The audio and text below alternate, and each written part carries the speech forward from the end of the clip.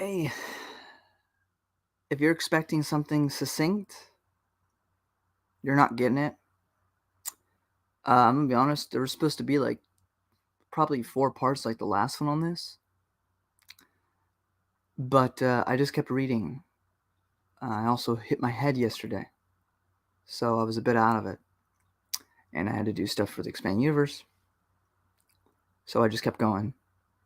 Now I finished it, and I have enough time to sit there and talk about every little thing that happened, so I have some big things that are fresh in my mind from the ending, but I'm mainly just going to give some general thoughts that aren't going to be extremely spoiler. Um, it won't be. So, trying to think overall as a whole, I definitely think overall I enjoyed the first book more, but this one was easier to grasp, if that makes sense. Fellison, she grew on me. I mean, she's not the greatest person, but it's completely understandable why, so I excuse it. The direction she ends up going was not something I inherently expected to happen. Um, you know, Ducar, whatever. I like him, but I also don't love any of his sections, nor the Coltane sections, despite the fact that I use this picture. Because I'm not a big action guy. I don't know if you all knew this. If you haven't been watching me long, I'm not into action that much. When I'm reading it, at least. Like, I just can never, ever seem to get into it. I don't like action because in novels, and this is just a me problem, it's not a problem with the book, I cannot, like, really get into it usually.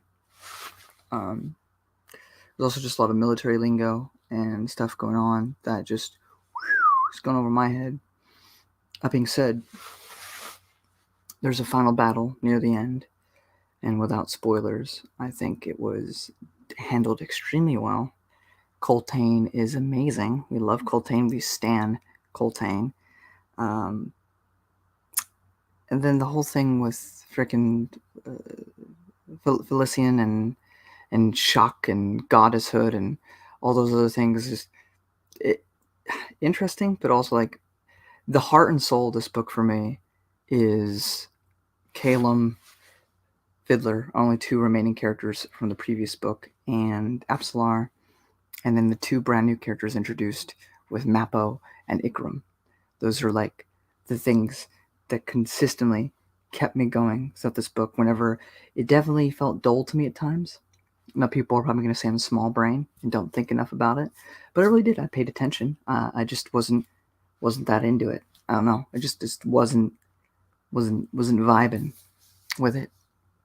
That being said, like despite not being super for the army stuff, there's some poetry in there though. There's some art amidst all that, which is the famous quote: "The children are dying."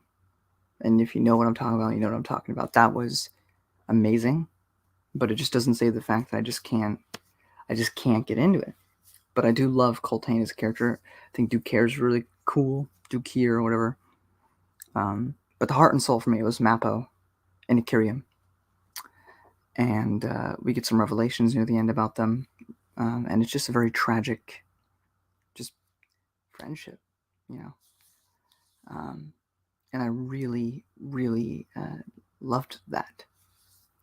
And then we just get some big, big revelations at the end of the book that make the first book be recontextualized, if true, because it could all be lies, but kind of makes sense of some things. But I'll talk about that in spoilers. But overall, this live stream should have been significantly longer. But I'm not going to go through all my notes because I don't really have the time for that today. But I enjoyed it. I think the first one. Here's the thing. I feel like, despite all the crazy stuff in this universe, of crazy powers and stuff, I feel like this second book is more grounded than the first one.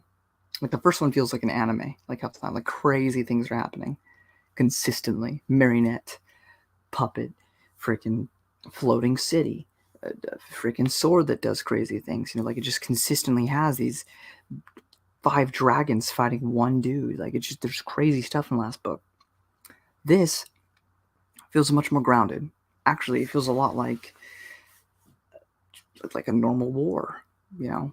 And it now of course there is crazy stuff that happens, but most of it just is like everybody's doing their thing. Everybody gets separated and they're doing their things on this thing, and I don't know. But I say a lot of this dragged, but the last 100 pages were like just breeze through that. But hey, I'm still interested. I want to read the next one right now, and I can't because I got work. So it is a testament to Stephen Erickson that me, who may not have the biggest brain on the planet, and may not be always vibing with his particular sections of writing in this particular book, I still nevertheless feel compelled to continue reading. And I'm not afraid to say either that this book is long and sometimes dull, but also just big brain. And sometimes it physically hurts me. It physically hurts my brain. Also doesn't help that yesterday I gave myself a mini concussion, but we're not going to talk about that right now. But it literally hurts my brain sometimes to just sit there and read it. It really, really does. If I read it for like hours upon hours and that's all I'm doing, it hurts my head. But I loved it. And that ending, yeah, that's all I want to talk about non-spoiler wise. But definitely think you should read Malazan, the whole series, if you haven't. I don't even care that I haven't read all of it. I'm going to, and I know I'm gonna love it. I may not love all of it, but I'm gonna love it. You know, on a reread, it'll be probably even better. So, yeah. But that's non-spoilery thoughts. So I'm gonna get into some.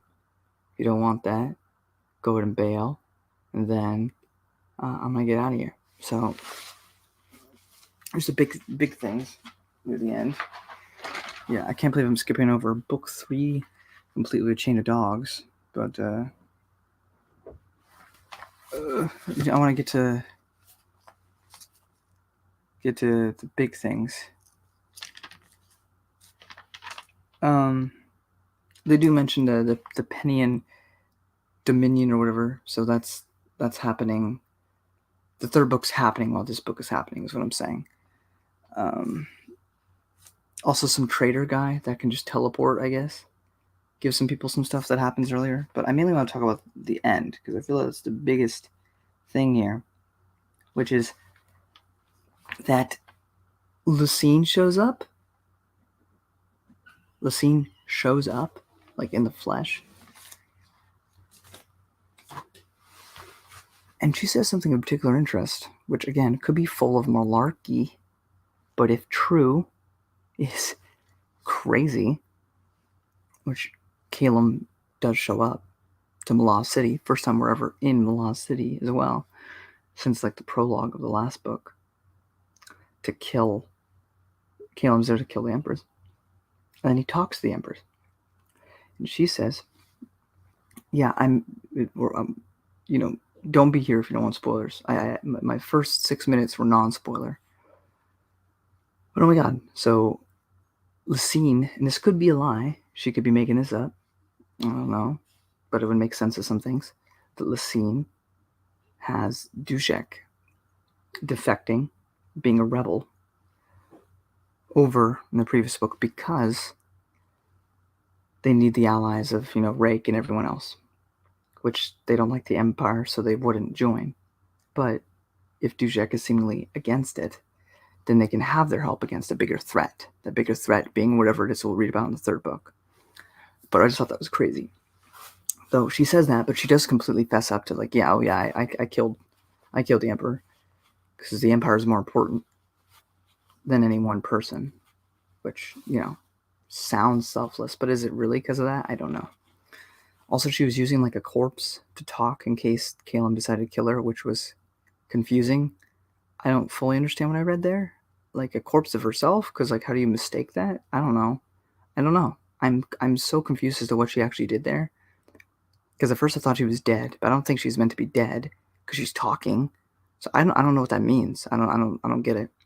But we do get a reunion of someone I haven't seen for like what is it, like over 1,000 pages now, for counting the last book and this book, which is Topper, because Topper kind of just dips off in the last book.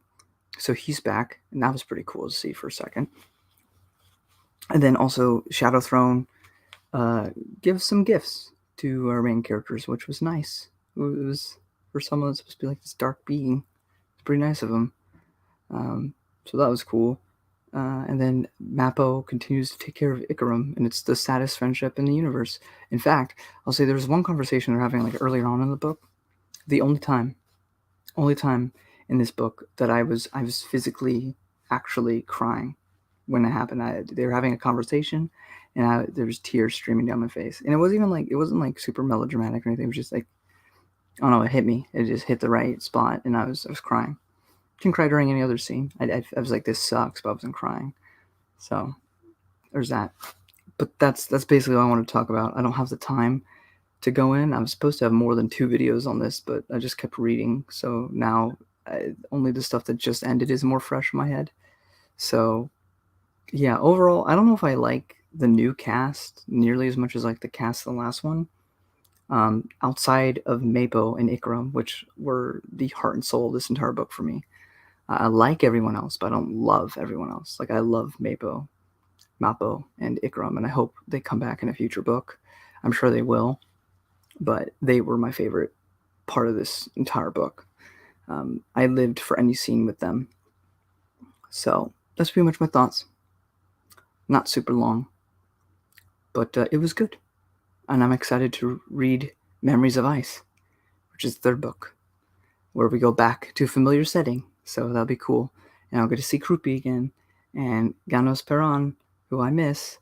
So it'll be good to see all those characters again, and Quick Ben and all of them. So we'll see what happens in the next book. I hear the next book is even worse in terms of emotional gut wrench than this one. So we'll see how that goes. I will say for this book, like I said, it deals with some heavy things, and it's a bit uncomfortable. Like I said, rape and things like that, and it's uncomfortable, and it's not fun. A lot of this book is not fun to read, not necessarily because it's boring, but because it's just real, and it's uncomfortable, and it's real, and it's sad, and but that's part of life, and Erickson's very good at doing that. So anyway, thank you for listening to my ramblings. When next we return, I will be discussing, and it'll probably be longer than 13 minutes, but as I said, I just kept reading, and I can't give out all the information in a 30 to 40 minute time span like I would like to.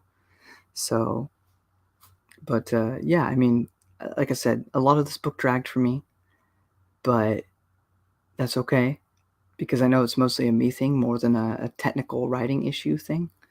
I'm not into soldering and action that much, but when the moment I needed to care, which was basically the ending with the crows and the chain of dogs, when I needed to care, I did.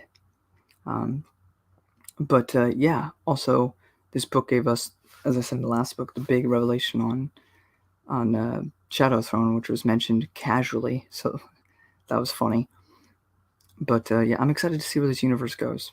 I mean, they have this whole setup for the big bad of book 3, but what do you do after that? And I think this might be even more intriguing to me than how the next book ends. So, but yeah, by the way, starting with next book, we begin our Erickson debut of having 1,000 pages per book. So I'm gonna look forward to that, as 800 is already a lot to get through. But yeah, thank you all so much for watching. Thank you for the one viewer watching, and I'll see you when I talk about Memories of Ice. And if Steven Erickson ever watches this, which he won't, thank you for this series. The next book will be written after I already existed. So, because this was 2000, which was a year before I was born. So, yeah, I'm getting old. Anyway, see you next time.